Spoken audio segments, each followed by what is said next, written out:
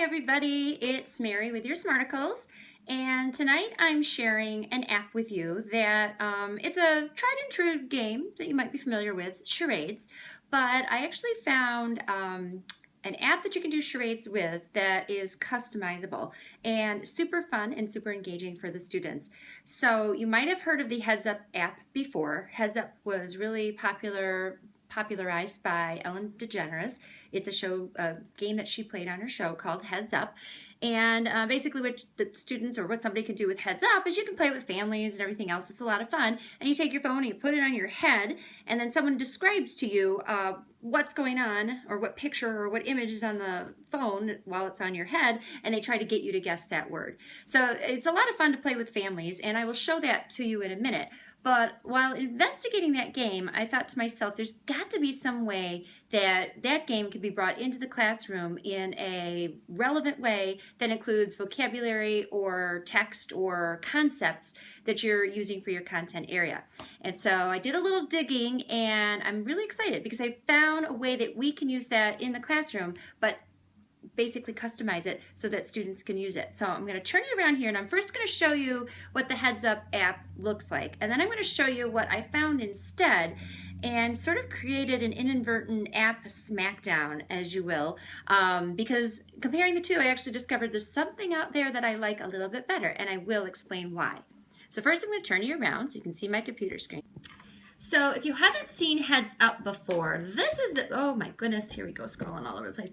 This is the Heads Up app. Let me get back to it. There we go.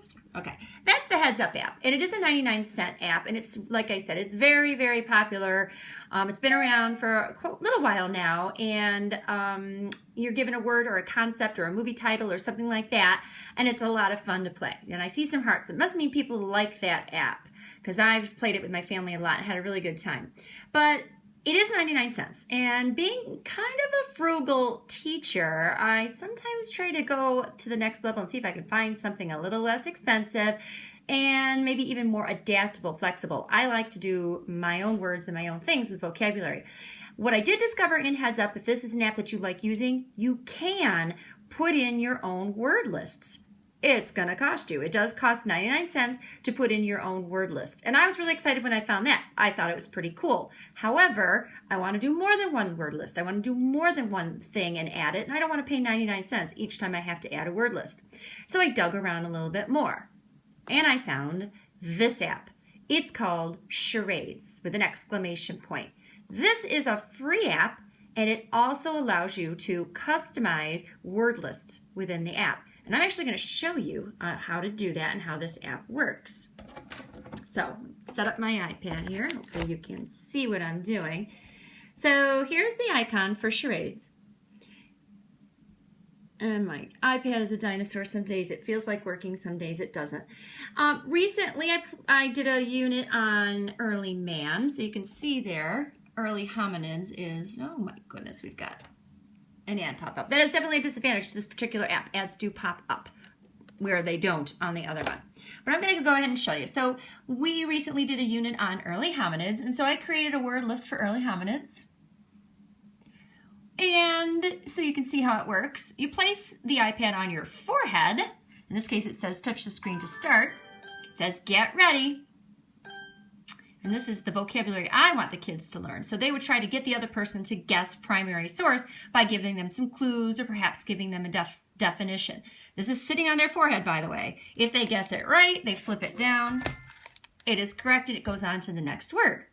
So that's essentially how the app works. And what I love, again, is that you can customize your word lists. So that was under the custom mode. So I'm going to add a new deck to kind of show you how this works, and then show what I thought was a really cool secret, because I share iPads. I have a class set of 30 iPads, so I want maybe 15 students to use the iPads with a partner to do this. There's a way that you can share the deck, which I thought was super, because I don't want to have to enter these words again and again and again. So in this case, we can enter the deck name, and we're going to go with more ancient man words, so we'll just call it ancient man. All right, so ancient man, this is going to be like list 3 for me, but ancient man, and here we go, we're going to add. So I added it down here. If I click on that, I can add my cards. And this is where we just start entering the vocabulary. So one of the terms I need my kids to learn is migrate. Gonna add that in there. Land bridge was another one. I would do this probably for novel studies. Use vocabulary that they're learning. I might do them for words of a week. Do it for review if you're doing a science or, unit, or perhaps even math. You could put some mathematical terms. I did notice you can put images on. To be honest with you, I haven't quite dug that deep yet. So I'm going to add Ice Age in here. Just add a few to get us started. So I've got the words in there, and now we could play this. But what I want you to notice is I've got maybe 4 terms in there, 4 cards in there. You want it upright? Easier to see that way? I can turn it upright if you think that's easier to see. All right. So what I did, I've got those 4 cards in there. Okay, sorry about that. It's good to know. I'm glad you gave me some feedback.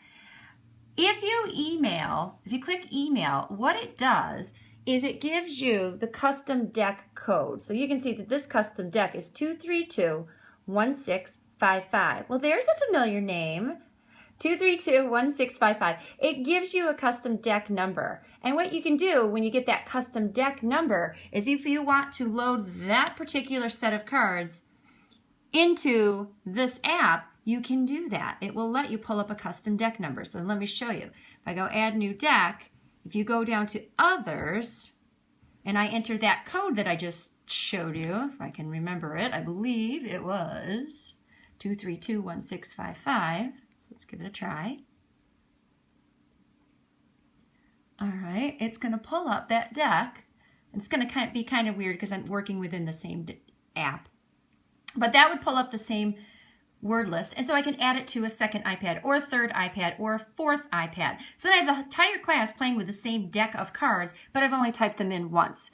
That's the one thing I noticed. If you're ever using that Heads Up app, you can't do that. You pay 99 cents for every single deck that you might want to add into the app, and you have to repeat them. You have to type in those words again and again and again. I like that a lot better about this one. I still haven't paid a penny, and I've customized my own decks, and I can put that app and those decks on every single iPad in the classroom. So I thought that was really neat. So my thought here today is if anybody is game, we can actually play a game of charades on Scope, if anybody feels like doing it. If you've never seen how it works, I am going to show you. Let's go with Animal Kingdom. All right, so it says for the kids, you can describe the animal as best as you can. So we're going to turn this back around. All right, and so this would be the student playing, holding up the iPad. I don't know if you can see that. There's such a glare.